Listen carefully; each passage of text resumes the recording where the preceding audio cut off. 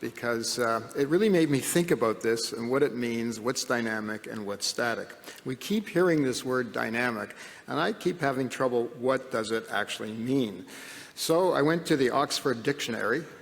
As an English-speaking person, this was the reference I wanted, was the Oxford. This was definitive for me.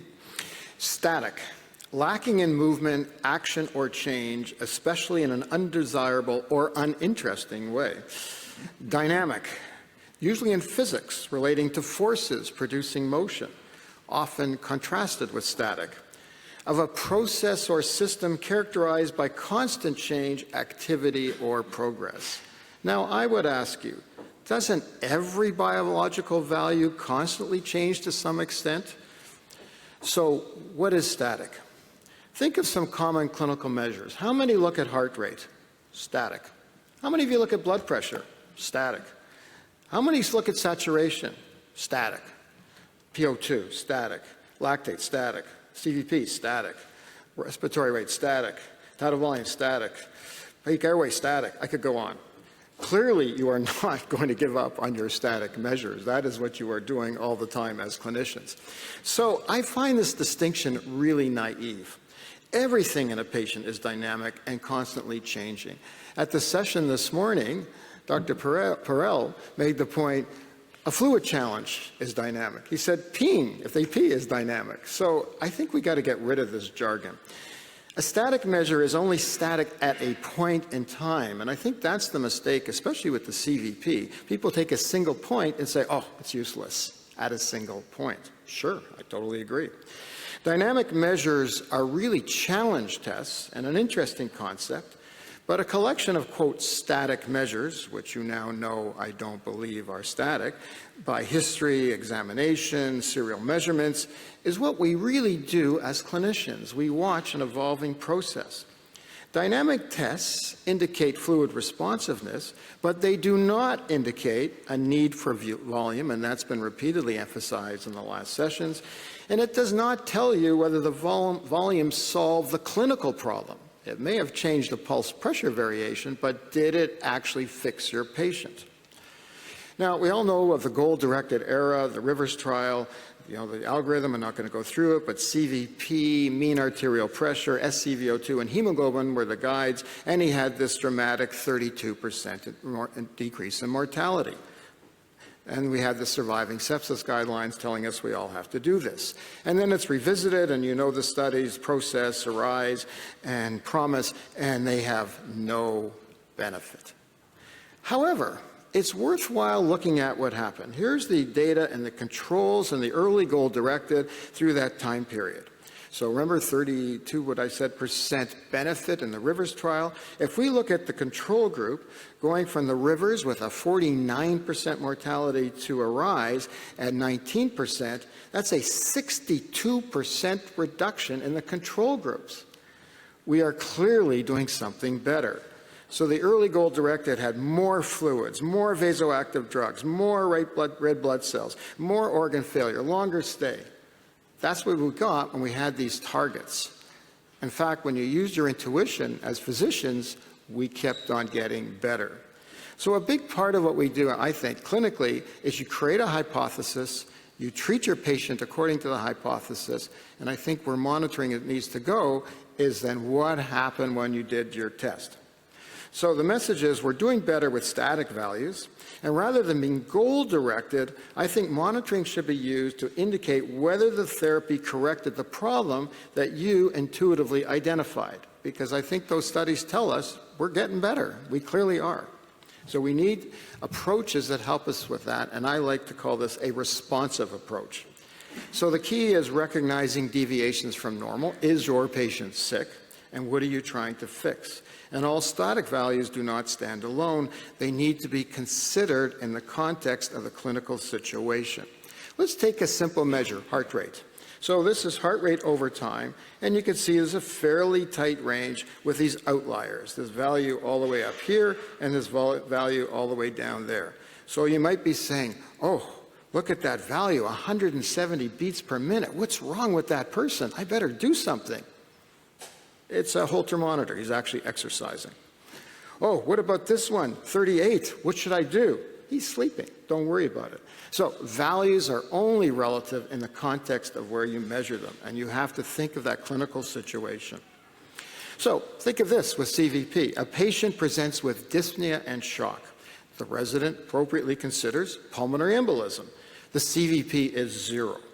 Well, I would say to that resident, you could be right, but you better come up with some creative pathophysiology. Maybe a PE and a GI bleed, but that won't do it by itself. It's possible, but you better think more. Patient presents with major bleeding. The resident considers hemorrhagic shock because the pressure is low, but the CVP is 20. Yeah, could be, but you better think of some creative pathophysiology. Maybe it's a GI bleed and tamponade at the same time because they were hemorrhagic. But you can't take it by itself. And of course they won't work if you do that. This was an example of a tracing I had with a patient, and to point out that the graphic trends and looking at your monitor can be very helpful. It's right there in front of you. So this was somebody we were rounding, and then we got called to the bedside urgently by the nurse because the pressure you can see is dramatically falling, although it took them a little while to catch on, a little bit embarrassing. And the hemoglobin came back at 68, and the patient had esophageal varices, and they were doing that blood stuff pouring out of massively out of their mouth. So I don't usually get to be at the bedside for this, so it's one thing as attendings, you guys do it, so I don't. But here I was. So let me expand this tracing on the next slide. Yep, sorry. How do I stop that? Okay. And this is the expanded part, and what you'll see at this line, we gave some fluid. And this is exactly the point that Ezriel was saying before. You do not want to give tons of fluid. This is a hemorrhage. You need blood, but the blood wasn't available. We have to wait 20 minutes, half an hour, because they weren't typed, because it wasn't expected. So you can see the CVP rose, if you look here at the bottom. So there's a slight rise, but there's no change in arterial pressure. And the residents were saying, got to give more volume, got to give more volume. No, exactly what was said. You're going to dilute the patient and make them worse. So I started some norepinephrine. They thought I was crazy. The pressure begins to come up. The blood comes. We give the blood. You wean off the norepinephrine, and they're fine. But during this phase, as you can see, this heart was not going to respond to volume. It's too depressed by the acute decrease in hemoglobin and oxygen delivery. So we got to think about why is fluid considered? And we need to distinguish between maintenance fluids from resuscitation. I like thinking of them as a savings account and a checking account. The checking account is your maintenance.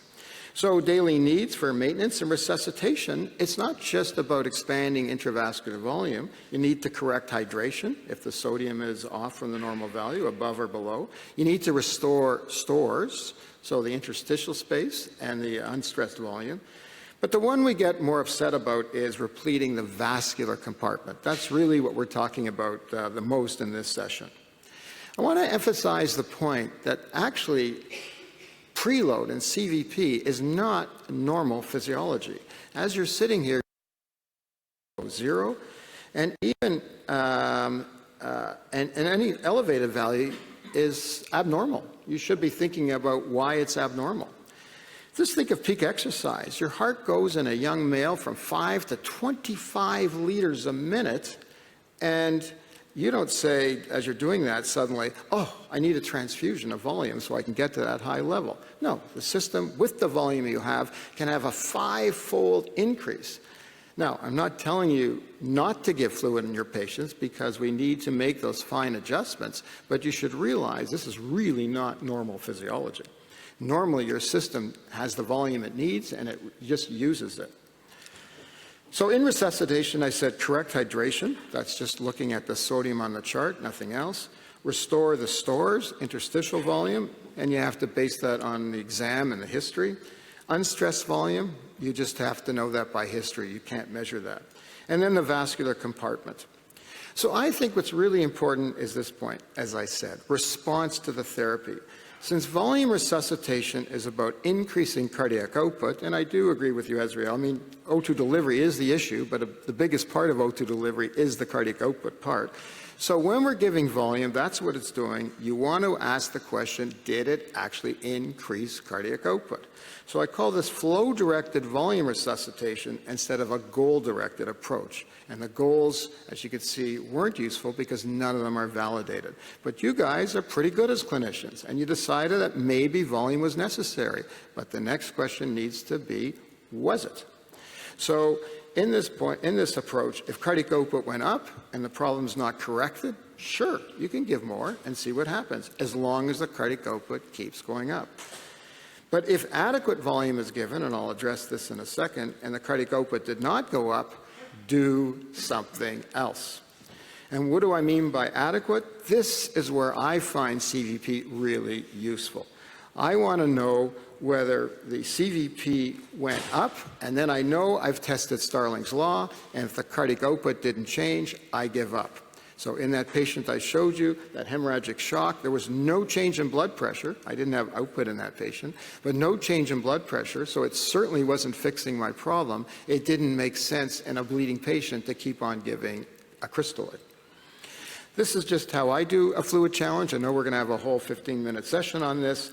So I assess the right atrial pressure and not the wedge, never, never, never, because that's where the heart interacts with the return, is at the right atrium. And I give sufficient volume to raise the CVP by 2. Why 2? It's a number I think I can recognize on a monitor, so I know that I actually changed something. So if the cardiac output went from 2 to 4, and the cardiac output went up, I know I'm on the ascending part, and it doesn't have to be a lot of volume. I just need to raise the CVP by 2.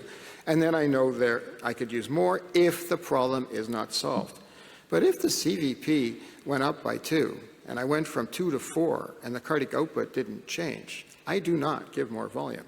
But you do need some form of cardiac output measurement to do this, unfortunately. And the type of fluid is actually not that important. Now, you can also use the CVP and cardiac output diagnostically, because trends are useful. So, for example, if you have a fallen cardiac output with a fallen CVP, that tells you there was a decrease in the return of blood to the heart, and the primary solution is likely volume. Although, as Maurizio said, in a septic patient, you may recruit volume by using norepinephrine and affecting the capacitant compartment. But the return is the primary problem.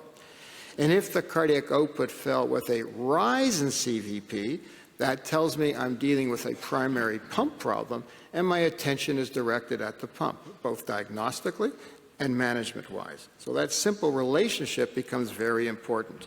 Now, this is a complicated table. I won't go through all the parts, but basically, if the cardiac output and CVP are going in opposite directions, that's a pump issue, and if they're going in the same direction, it's a return issue. And these are all covered in a recent paper I wrote on right atrial pressure in the critically ill, how to measure its value, and what are the limitations. So, in conclusion, there is no such thing as a static measurement. You're dead when you're static, and even then you're rotting, so you're not static. Trends, deviations from normal, spontaneous perturbations, which is what we're doing with challenge tests, are all useful. All values have to be considered in their clinical context. The answers are right in front of you. Learn how to use them. Be a clinician and not a technician. Thank you.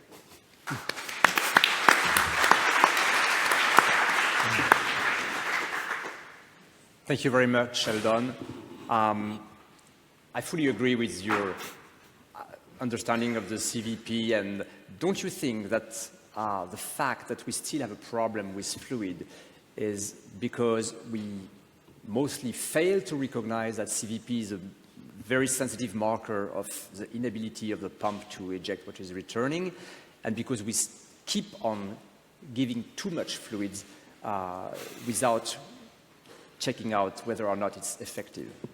Absolutely. I mean, I think the problem has been, up until recently, it wasn't that easy to measure cardiac output non-invasively. It's gotten much better, but an important point on this is most of the devices do lack accuracy.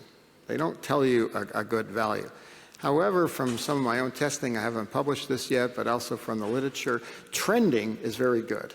And what you want with a fluid challenge is you want to know, did the trend go up? Whatever, even if it's the wrong number, if it's in the right direction, that tells you your fluid actually did what you wanted it to do. And then, as you were saying, with O2 delivery, did you make your patient better when you raise the output?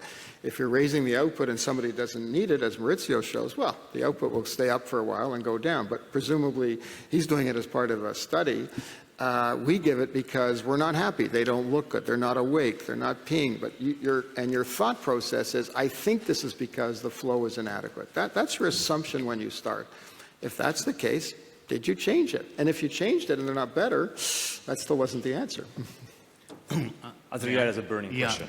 Yeah, I want to clarify the concept here, because the difference between static and dynamic is not the change over the time axis.